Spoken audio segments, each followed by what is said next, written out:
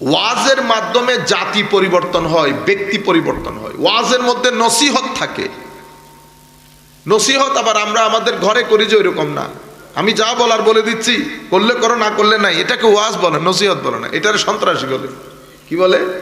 সন্ত্রাসী। আমরাও বলি, বাবারাও বলেন এরকম, আমি তোমাকে, এটা আমার শেষ কথা, এটার মধ্যে তোমার মঙ্গল নিহিত, করলে করবা, না করলে তুমি জানো, তোমার খোদা জানে। এটাকে নসিহত বলেন আমার ভাই।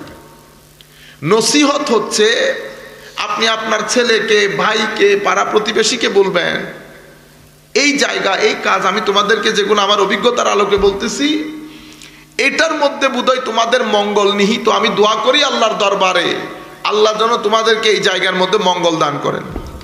এটাকে নসিহত বলে। এটাকে কি বলে? বাকি যেটা বলছি এটাকে নসিহত বলে না, এটাকে ওই যেটা বলেছে ওইটাই বলে। আপনারা বুঝতে পেরেছেন? তো ওয়াজের মধ্যে দুইটা জিনিসের সম্পৃক্ততা থাকে, একটা ইলম, একটা তাকওয়া। জ্ঞান, আমরা জ্ঞানের কথা বলি না, দেখেন সব জ্ঞান সমাজের জন্য উপকারী না, সেই কারণে সব বক্তব্য মাহফিলও সমাজের জন্য উপকারী না। কারণ জ্ঞান দুই প্রকারের, উপকারী এবং অপকারী। তো যেহেতু জ্ঞান দুই প্রকারের, সেই হেতু ওয়াজ কিন্তু দুই প্রকারের না, ওয়াজ এক প্রকার। ওয়াজের মধ্যে উপকার হয়, কিন্তু বক্তব্য, আমরা যে বক্তব্য দিই এগুলা দুই প্রকারের, একটা উপকারী বক্তব্য, একটা অপকারী বক্তব্য। কেন? কারণ জ্ঞান যে দুই প্রকারের, উপকারী কোনটা, অপকারী কোনটা। হায় হায়, ইমাম গাজালি রহমতুল্লাহ আলাইহি উনি বলছেন, উপকারী জ্ঞান যেই জ্ঞান আপনার ভিতরে আল্লাহর ভয় সৃষ্টি করবে, নাম্বার ওয়ান। যেই জ্ঞান আপনার আমল, আপনার দোষ ত্রুটি সম্পর্কে আপনার ভিতরে একটা বিশেষ চোখ দান করবে, যেই চোখ দিয়ে আপনি দেখবেন আপনার আমলের মধ্যে কি কি খারাপি আছে, আপনার ভিতরে কি কি খারাপি আছে। এই দুই খারাপি যদি আপনি দেখেন, তোকে ওই এলমকে, ওই জ্ঞানকে বলে উপকারী জ্ঞান। দুই, তিন নাম্বার, যেই জ্ঞান আপনাকে, আপনার জীবনকে আখিরাতমুখী করবে, আপনার জীবনকে আখিরাতমুখী করবে, পরকালমুখী করবে, পরকালের একটা চিন্তা আপনার ভিতরে জাগরিত হবে। চার, যেই জ্ঞান আপনার ভিতর থেকে দুনিয়ার লোভ লালসা তুলে দেবে, সেই জ্ঞানকে উপকারী জ্ঞান বলে। তাহলে কয়টা বললাম? উপকারী জ্ঞান আমি এমনিতে প্রধানত চারটা বলতেছি, এটার ভিতরেই সব কিছু আছে। নাম্বার ওয়ান, যেই জ্ঞান আপনার ভিতরে আল্লাহর ভীতি প্রদর্শন করবে। নাম্বার দুই, যেই জ্ঞান আপনাকে আপনার জীবন এবং আপনার আমলের মধ্যে কি কি খারাপি আছে এই বিষয়গুলা সম্পর্কে আপনার ভিতরে আলাদা একটা চোখ সৃষ্টি করবে। আপনি দেখবেন আপনার ভিতরে কি কি খারাপি আছে, ওই আমলের মধ্যে কি কি সমস্যা হয়েছে, নিজেকে শুদ্ধ কিভাবে কিভাবে করতে হবে। আল্লাহ এটাকে বলে বাসারত, আল্লাহ বিশেষ দৃষ্টি দান করেন, অন্তর্দৃষ্টি। দুই, তিন নাম্বার হচ্ছে যেই জ্ঞান আপনাকে কেন যেন আপনাকে পরকালমুখী করবে, আপনার ভিতরে পরকালের প্রতি রগবত আসবে, একটা কেমন যেন একটা টান আসবে। নাম্বার চার, যেই জ্ঞান আপনার ভিতর থেকে দুনিয়ার লোভ লালসা তুলে দেবে, এটাকে উপকারী জ্ঞান বলে। এই উপকারী জ্ঞানের জ্ঞানী যখন তাকরীর করে, এটার বক্তব্য থাকে না, এটা ওয়াজ হয়ে যায়। এটা কি হয়? ওয়াজ হয়। ওই ওয়াজের মধ্যে যখন আপনি বসবেন, আপনার ভিতরে আস্তে আস্তে কেমন যেন আল্লাহর ভয় সৃষ্টি হবে। আপনি ওই আলেমের সুহবত, এই জন্য সব আলেমের সুহবত কি হয় না, উপকারী হয় না। ওই আলেমের সংস্পর্শে থাকলে আপনার উপকার হবে, যেই আলেমের এলমটা উপকারী এলম। সমস্ত আলেম কখনো উপকারী জ্ঞানের অধিকারী হয় না। জ্ঞান সবাই শিখে ফেলে, জ্ঞান সবাই শিখে ফেলে, কিন্তু সবাইকে জ্ঞান উপকার দেয় না। জ্ঞান উপকার দেয় শুধু এই পরিবর্তনগুলো আসলে। এই জন্য সমস্ত আলেমের সুহবত মানুষের জন্য উপকারী হয় না, সব বক্তার বক্তব্য সেই কারণে উপকারী হয় না।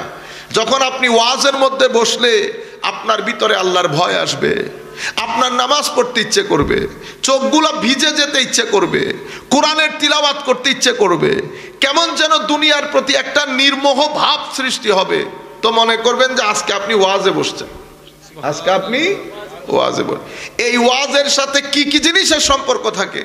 যিনি বক্তব্য দিতে আসেন উনার নিয়তের প্রথমে নিয়ত, উনার একনিষ্ঠতা, ইখলাস যদি না থাকে, আমার নবী হাদিসে পাকের মধ্যে ইরশাদ করছেন, হায় হায় হায়, শেষ জমানার কথা বলতে গিয়ে শেষ জমানা কেমন হবে, আমার নবী বলছেন তিনটা জিনিস সমাজ থেকে একেবারে উঠে চলে যাবে, মানুষ জানবেও না।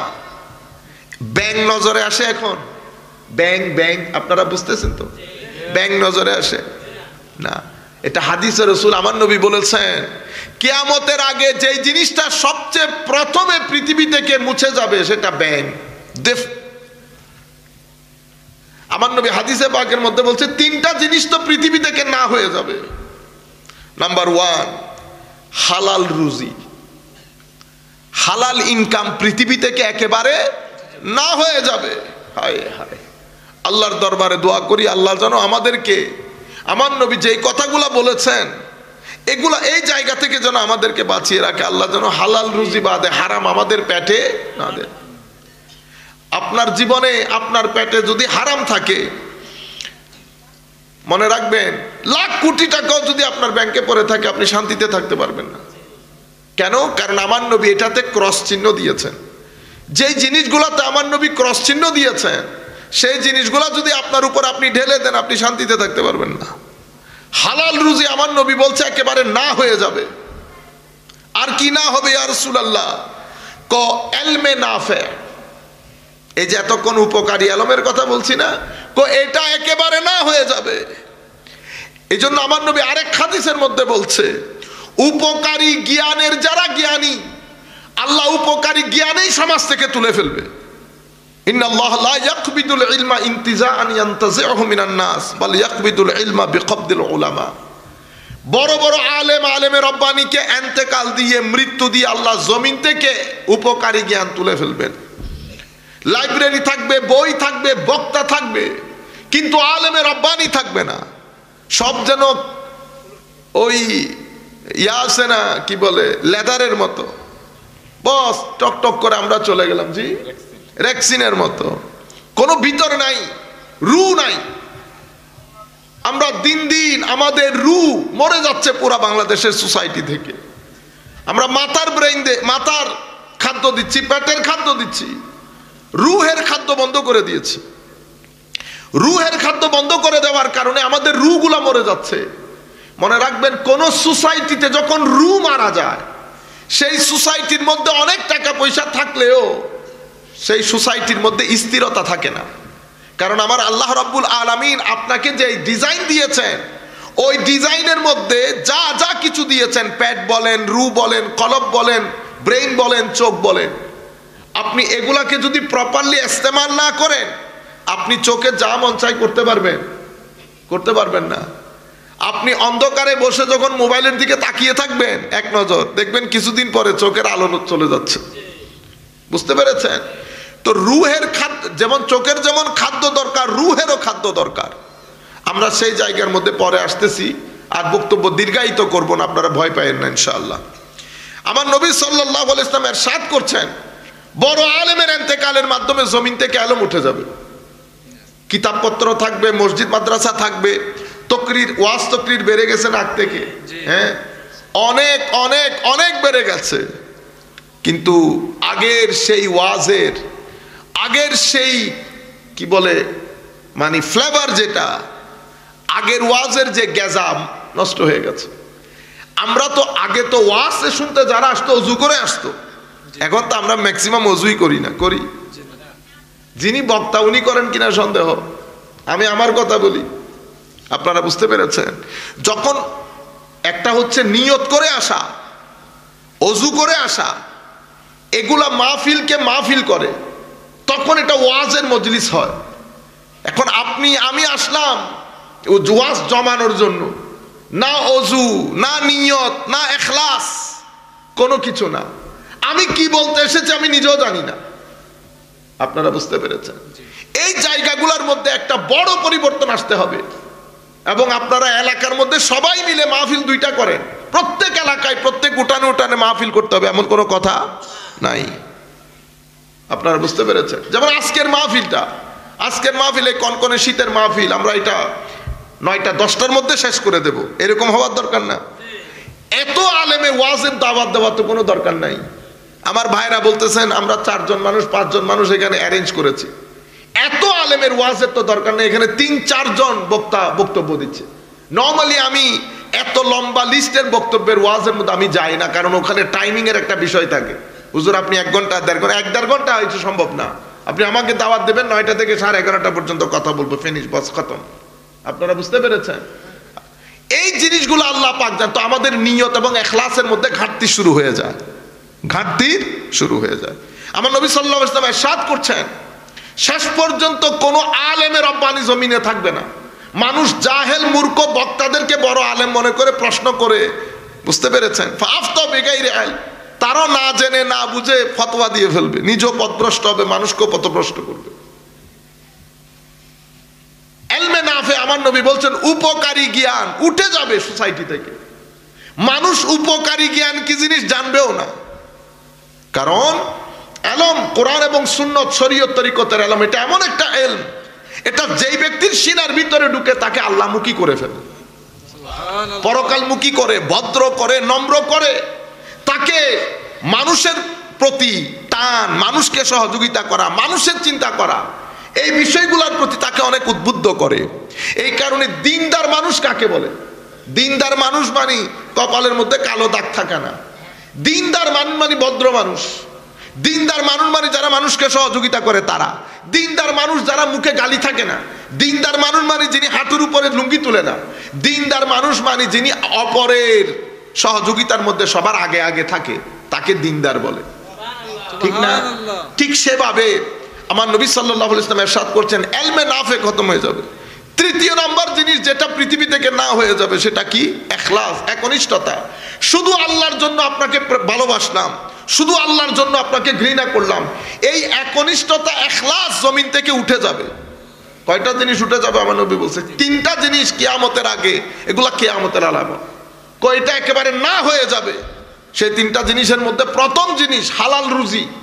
সুতরাং আমরা যেটা করব সেটা হচ্ছে, যেহেতু আমার নবী বলছে হালাল রুজি উঠে যাবে, তো আমি হারামের সাথে যদি আমার সম্পৃক্ততা থেকে থাকে আমি হারাম থেকে দূরে থাকব। আল্লাহর দরবারে দোয়া করব আল্লাহ যেন হারামের টাকা 1 পয়সাও আমার ভিতরে, আল্লাহ যেন মৃত্যুর আগ পর্যন্ত আমাদের ভিতরে না ঢুকায়। 2 নাম্বার জিনিস উপকারী জ্ঞান উঠে যাবে বলেছে। 3 নাম্বার জিনিস আমার নবী সাল্লাল্লাহু আলাইহি ওয়াসাল্লাম ইরশাদ করেছেন একনিষ্ঠতা উঠে যাবে। আল্লাহর জন্য মানুষকে চাওয়া, আল্লাহর জন্য মানুষের সাথে দোস্তি করা খতম হয়ে যাবে। অন্য রিওয়ায়াতের মধ্যে আমার নবী সাল্লাল্লাহু আলাইহি ওয়াসাল্লাম ইরশাদ করছেন, হযরত আনাস বলছেন, আমি তোমাদেরকে এমন একটা হাদিস বলবো যেটা আমার নবী আমাকে বলেছেন, আমার নবী আমি বাদ আর কাউকে বলেন নাই, আমি আমার নবীর কাছ থেকে শুনেছি। আমার নবী ইরশাদ করেছেন ইন্না মিন আশরাতিস সাআ, কিয়ামতের আলামত হচ্ছে আইয়ুরফাল ইলমু। দেখছেন, ইলমে নাফে উপকারী জ্ঞান জমিন থেকে উঠে যাবে। আপনি কেমনে বুঝবেন কিয়ামত এসে যাচ্ছে? আমার নবী বলছেন একেবারে সিম্পলি বুঝতে পারবা, কিয়ামতের আগে আমার আল্লাহ বড় বড় আলেমদেরকে, জমিনের মধ্যে কোনো আলেমের রব্বানি থাকবে না, বক্তা থাকবে, বক্তা, কোনো আলেমের রব্বানি থাকবে না, যাদেরকে দেখলে আল্লাহ নজরে আসে, যাদের সুহবতের মধ্যে বসতে ইচ্ছে করে, যাদের সুহবতে বসতে ভিতরের জগৎ পরিবর্তন হয়, এমন আলেম উঠে যাবে।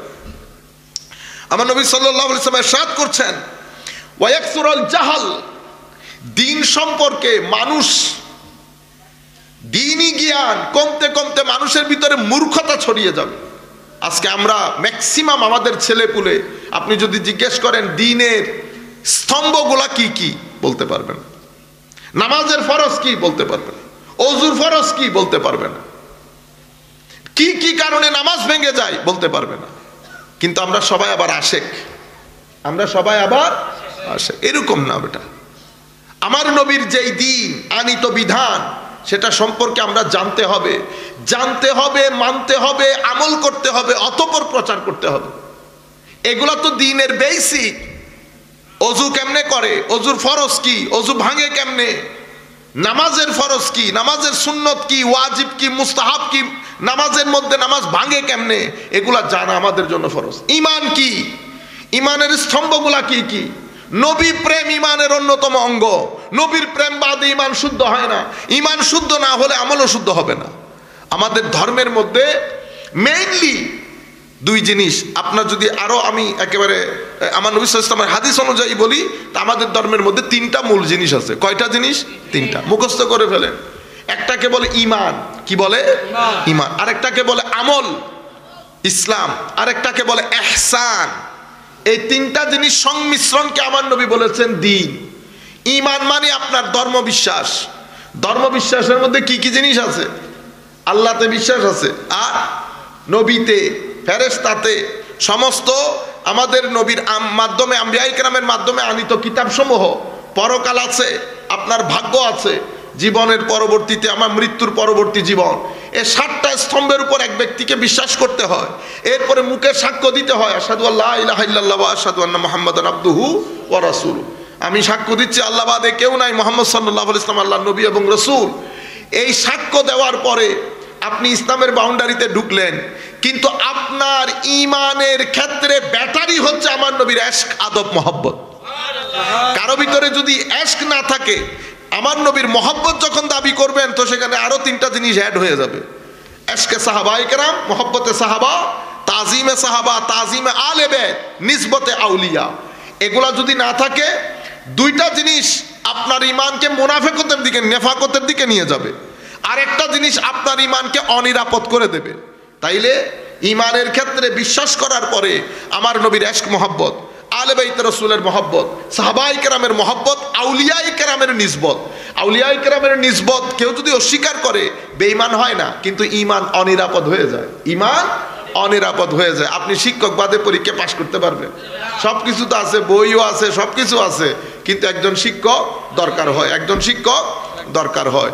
তাইলে এগুলা হচ্ছে ঈমান, এগুলা আকীদা। আপনি এখানে যদি কোনো ধরনের 19-20 থাকে, তাহলে আপনার আমলের মধ্যে গিয়ে এটা এফেক্ট করবে। আপনার আমল হবে না। আমলগুলা কি কি? ইসলাম কাকে বলে? নামাজ। প্রথমে শাহাদা, আশহাদু আল্লা ইলাহা ইল্লাল্লাহ, এরপরে নামাজ, রোজা, হজ, যাকাত। কিন্তু আমাদের ধর্মের মধ্যে সবাই কি যাকাত দিতে পারবে?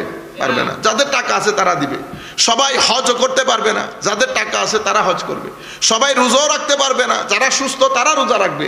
কিন্তু আমাদের ধর্মের মধ্যে একটা অন্যতম পিলার, স্তম্ভ হচ্ছে নামাজ। নামাজ আপনাকে যে কোনো অবস্থায়, যে কোনো পরিস্থিতিতে পড়তে হবে। এই জন্য নামাজকে বলে উম্মতের নিত্যদিনের প্র্যাকটিস, অনুশীলন। এই জন্য আমার নবী বলেছেন, নামাজ উম্মতের আমার এই দ্বীনের ইমাদ। ইমাদ মানে স্তম্ভ। যেই ব্যক্তি নামাজ পড়ে নাই, সে দ্বীনের স্তম্ভ নষ্ট করে দিয়েছে। নামাজ কেন করবেন? আপনি বলবেন, হুজুর নামাজ পড়বো কবরে হাসরে মুক্তির জন্য, এই না রাখবেন। নামাজ কবরের জন্য যেমন দরকার, নামাজ দুনিয়ার জন্যও দরকার। আমি শুধু এই মেসেজটা যদি আপনাকে দিতে পারি, আমার আশাটা সফল হবে আজকে। আমাদের একটা বদ্ধমূল ধারণা যে আমি নামাজ পড়বো, রোজা রাখবো শুধুমাত্র কবরের জন্য। না না না, কবরে তো লাভ আছেই। আপনি নামাজ না পড়ে দুনিয়াতেও শান্তি পাবেন না, গ্যারেন্টি। কেন? কারণ আপনার রু বলে একটা কথা আছে, রু। আপনার ব্রেইন, আপনি অঙ্ক করতেছেন, ব্রেইনের খাদ্য যাচ্ছে। কোন একটা কিছু নিয়ে চিন্তা করছেন, ব্রেইনের খাদ্য যাচ্ছে। ব্রেইনের এগুলা খাওয়া দাওয়া। আপনি চিন্তা করা, অঙ্ক করা, লেখাপড়া করা, যেগুলার উপর আপনি চিন্তা করতে হয়, ব্রেইনের উপর ছাপ পড়ে, এগুলা ব্রেইনের খাদ্য। পেটের মধ্যে খাদ্য দেন, এটা পেটের খাদ্য। চোখ দিয়ে মা বাবা দেখতেছেন, পৃথিবী দেখতেছেন, এটা চোখের খাদ্য। তো আপনার সিনার ভিতরে আল্লাহ একটা রু দিয়েছেন, রুহেরও খাদ্য দরকার, রুহেরও খাদ্য দরকার। পেটে যখন খাদ্য দেন, পেটে খাদ্যগুলো আহরণ করে, পেটের ভিতরে আল্লাহ আপনার শরীরের ভিতরে খাস একটা ডিভাইস দান করেছেন। সেই ডিভাইসটা আপনার খাদ্য থেকে ভিটামিন গ্রহণ করে পুরো শরীরের মধ্যে সার্কুলেট করে দেয়, যেটার কারণে আপনি উঠতেছেন, বসতেছেন। একটু যদি ইদার উদার হয়, আপনি বলতেছেন, হুজুর আর উঠতে পারতেছি না। কেন? হুজুর সুগার বেড়ে গেছে। সুগার বেড়ে যাওয়ার পরে আর আপনি নাড়াচাড়াই করতে পারতেছেন না। দেখছেন অবস্থা? তাইলে শরীর একটা ব্যালেন্সের মাধ্যমে চলে। সে ব্যালেন্সিং এর মধ্যে যদি একটু 19-20 হয়, আমি বলতেছি না ইনফেকশন হয়ে গেছে। ইনফেকশন মানে মারিতে এমন কিছু জিনিস আমি ঢেলেছি যেটা মারি পছন্দ করে না। যেহেতু পছন্দ করে না, মাহি এটা প্রতিবাদ করা শুরু করছে। এই প্রতিবাদ করাকে আমি বলতেছি ইনফেকশন। এখন তার জন্য বিশেষ ওষুধ দিতে হয়, তাকে আমরা বলি অ্যান্টিবায়োটিক। কি বলি? অ্যান্টিবায়োটিক ছাড়া সে আর রাজি হয় না, সে রাজি হয় না। অনুরূপভাবে সবাইকে সব কিছু দিলাম, দেখছেন মারির সামান্য অংশ, সামান্য একেবারে দাঁতের শেষ গোড়ায়, এত বড় ইনসান, এত বড় শরীর, 75 কেজি ওজনের শরীর, সামান্য একটা অংশের ব্যথায় আর নাড়াচাড়া করতে পারেন না, কথা বলতে বলতে বার্তা বলতে পারতেছি না, উঠতে পারতেছি না, বসতে পারতেছি। এটা ইনসান, এটা ইনসান। এগুলার মধ্যে ইনসানের অহংকারের কোনো শেষ নাই। হাকিকত বুঝার চেষ্টা করবেন। তো যেভাবে একটা সামান্য ব্যথার কারণে আমার জীবনের অবস্থা 12টা বেজে গেছে, ঠিক সেভাবে যখন আপনি রুকে খাদ্য দেওয়া বন্ধ করে দেবেন, আপনার রু প্রটেস্ট করে উঠবে। রু যদি প্রটেস্ট করে, আপনি রাস্তায় রাস্তায় দৌড়াবেন, শান্তি পাবেন না। যেটা বর্তমান সময়ে সৃষ্টি হয়েছে আমাদের এখানে, কথায় কথায় ঝগড়া লেগে যাচ্ছে না? এই যে আপনি এখান থেকে যদি সকালবেলা উঠে বাজার পর্যন্ত যান, দেখবেন শুধু মানুষ ঝগড়াই করতেছে। মানুষ কেন ঝগড়া করে? এই যে আমরা কথায় কথায় ঝগড়া করতেছি, রাস্তার মধ্যে গাড়ি আগে কে নিয়ে যাবে, কেউ কাউকে ছাড় দিচ্ছে না। আপনি জানেন আপনি অপরাধ করেছেন, কিন্তু আবার আপনি গলাবাজিও করতেছেন। কেন? কারণ আপনাকে দেখতে সুস্থ হলেও, আমাকে দেখতে সুস্থ হলেও আমরা আসলে কেউ সুস্থ না। সুস্থ মানুষ যার মন ভালো, যার মন সুস্থ, সেই আসল সুস্থ। আপনি সুস্থ কি সুস্থ না সেটা আপনি আজকে টেস্ট করে দেখতে পারবেন। আপনি কোনো মানুষের ঘরে গিয়ে যদি তাদের ড্রয়িং রুমে বসেন, আপনি বুঝতে পারবেন তারা মানসিকভাবে কতটুকুন সুস্থ। এটা আপনার কারগর পাকা, কারগর পাকা না এই বিষয় না, আপনার জিনিসপত্রের রাখার ধরন, আপনার ঘরের পরিষ্কার পরিচ্ছন্নতা, আপনার বাথরুমের পরিষ্কার পরিচ্ছন্নতা বলে দেবে আপনি মানসিকভাবে কতটুকুন সুস্থ। এমনিতে তো সবাই টাই স্যুট পরে টিস টিস টিস টিস লাগায় বাইরে চলে যায়। এটা না, এটা না। আমি বলতে চাচ্ছি, আমার নবী সাল্লাল্লাহু আলাইহি ওয়াসাল্লাম কি বলেছেন? আমার নবী ইরশাদ করেছেন, মানে পরিষ্কার পরিচ্ছন্নতাকে আমার নবী ঈমানের অংশ বলেছেন। কেন? এটার সাথে আপনার ভিতরের সম্পর্ক আছে। আপনি ভিতর থেকে যদি নিজেকে সুস্থ রাখতে চান, কয়েকটা কাজ আপনার জীবনে বাস্তবায়ন করতে হবে। এগুলা ছাড়া আপনার জীবনে শান্তি নেই। কি কি করতে হবে? রুহের, এটা আমি চাইবো আপনারা এটা মুখস্থ করবেন, যতদূর সম্ভব আপনারা বন্ধু বান্ধবদেরকে এগুলা বুঝাবেন। রুহের খাদ্য কেউ যদি না দেয়, আপনার সমাজের মধ্যে দুর্ভিক্ষ নেমে আসবে। কিসের? খাদ্যের না, শান্তির। এখানে কোনো শান্তি থাকবে না। এখানে প্রত্যেকটা পরিবার ভোগ করবে, সাফার করবে, মারামারি লাগবে সমাজের মধ্যে, কেউ কাউকে দেখতে পারবে না। সমাজের সম্পর্কগুলা, এই যে আমাদের আত্মীয়তার সম্পর্কগুলা প্রত্যেকদিন নষ্ট হয়ে যাচ্ছে। কেন? টাকার কারণে। টাকা কি আগের চেয়ে কমে গেছে না বেড়ে গেছে? বেড়ে গেছে। টাকাও বেড়ে গেছে, বিল্ডিংও বেড়ে গেছে, রাস্তাঘাট উন্নত হয়েছে, আমাদের রু মরে গেছে। রু মরে গেলে আত্মীয়তার সম্পর্ক থাকে না। রু মরে গেলে একজনের সাথে একজনের সম্পর্কের ভারসাম্য রক্ষা হয় না। রু মরে গেলে মানুষ বেয়াদব হয়। রু মরে গেলে মানুষ বুঝতে পারে না, তখন সবাই বলে আমিও মানুষ। আমরা আমাদের উস্তাদের সামনে কথা বলছি? কথা বলিনি, এখনো কথা বলি না, কিন্তু আমরা তো অবজার্ভ করি। আমরা যেহেতু এই গবেষণাগুলো করি, তো প্রত্যেক ব্যক্তির আচরণকে আমরা তো অবজার্ভ করতে হয়। কিন্তু আমাদের বর্তমান যুগের আমাদের যারা ছাত্র, তারা আমাদের মতো করে কি আমাদের শিক্ষককে করতে পারতেছে না। তারা আমাদের মতো করে, তারা তাদের মতো করে কথা বলতেছে। শিক্ষক বসা, বড় আওয়াজও শোনা যাচ্ছে, আওয়াজও উঁচা।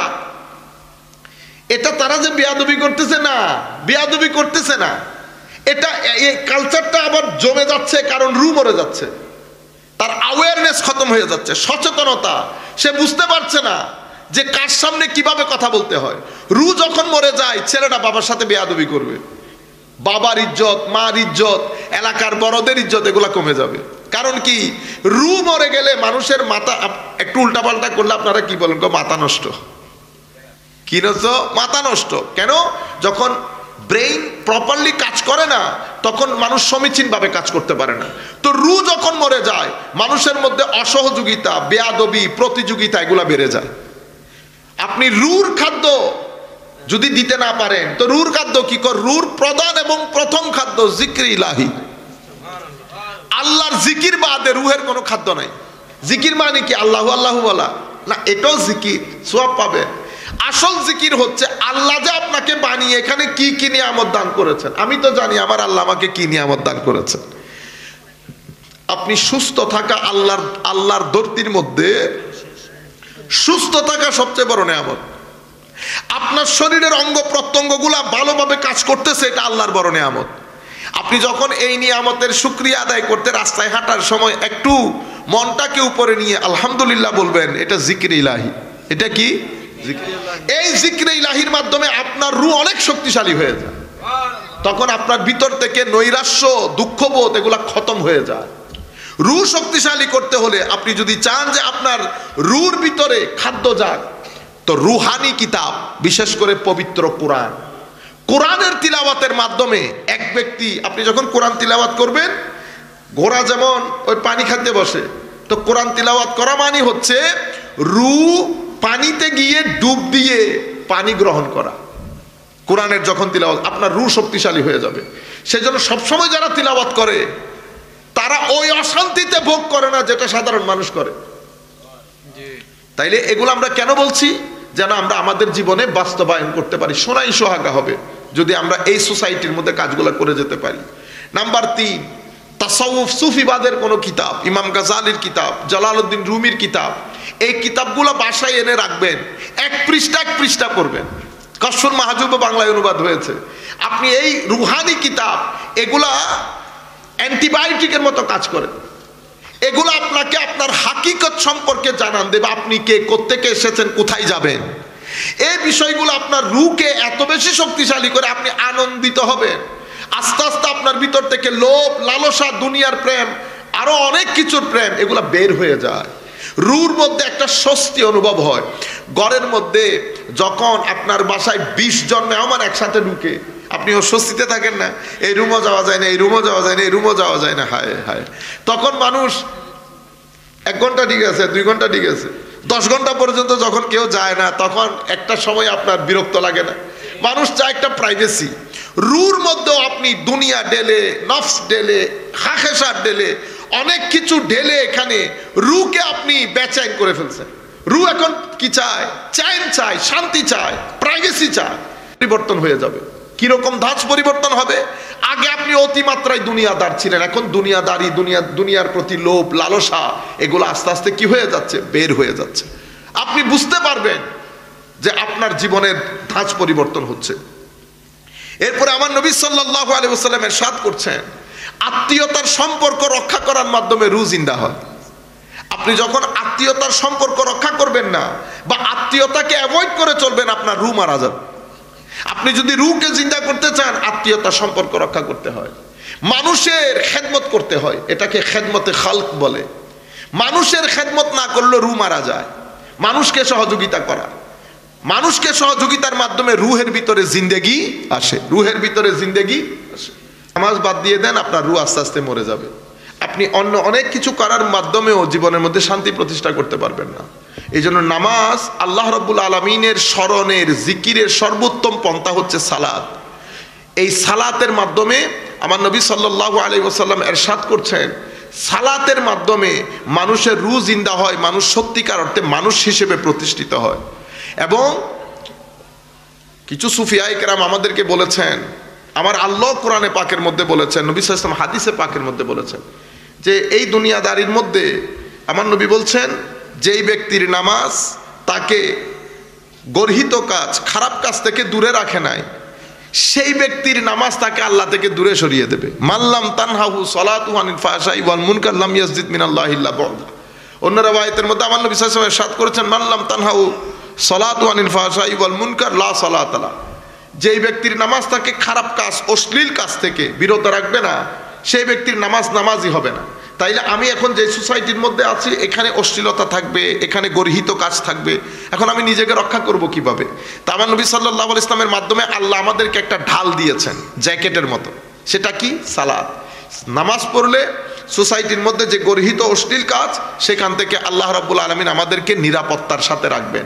কিন্তু সেই নামাজ, যেমন এখন আমরা তো নামাজ পড়ি, নামাজ পড়লেও কি হবে? আমরা মুখে গালি থাকে, আমরা কিন্তু নিজেদেরকে মুক্ত রাখতে পারতেছি না। কেন? কারণ হচ্ছে আপনি নামাজ পড়ছেন, আমিও নামাজ পড়ছি, কিন্তু যেই আন্দাজে নামাজ পড়তে আমাদেরকে বলা হয়েছে সেই আন্দাজে আমরা নামাজ পড়তে পারছি না। নামাজ পড়ার জন্য নিজের জমিনকে তৈরি করতে হয়, ভিতরের জমিনকে। আমাদের হিংসা আছে, বিদ্বেষ আছে, অহংকার আছে।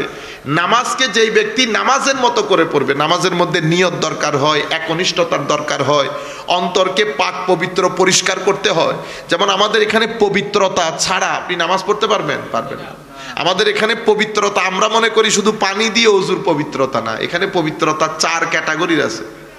আমরা 4টা ক্যাটাগরি বাদ দিয়ে যদি 3 ক্যাটাগরির বলি, তো আমাদের একটা পবিত্রতা হচ্ছে, আপনি কি করতে হবে আগে, আপনি নামাজের আগে আপনার এই কালো দাগগুলা, এটা আপনি আগে বুঝতে হবে যে কালো দাগ আছে, তওবা করতে হবে, ওযু করতে হবে, চোখের হেফাজত করতে হবে, কানের হেফাজত করতে হবে। এরপরে যখন নামাজে যাবেন, অন্তর থেকে যখন 10% অন্ধকার সরে যাবে, যখন মজা পাবেন আপনি। গায়ের জ্বর উঠলে যেমন বিরিনিও মজা লাগে না, অনুরূপভাবে কলবের মধ্যে কালো দাগ থাকলে নামাজ টেস্ট লাগে না। সেই জন্য দেখবেন আমি যাচ্ছি আর আসছি, 2 মিনিটের মধ্যে যাই, 3 মিনিটের মধ্যে বের হয়ে যায়, নামাজ হয় না।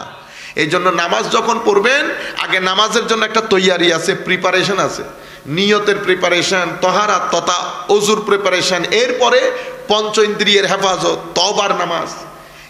একটা তো পঞ্চ ইন্দ্রিয়ের পবিত্রতা, একটা ওযু দিয়ে শরীরের পবিত্রতা, একটা তওবা দিয়ে চোখের কানের মুখের পবিত্রতা।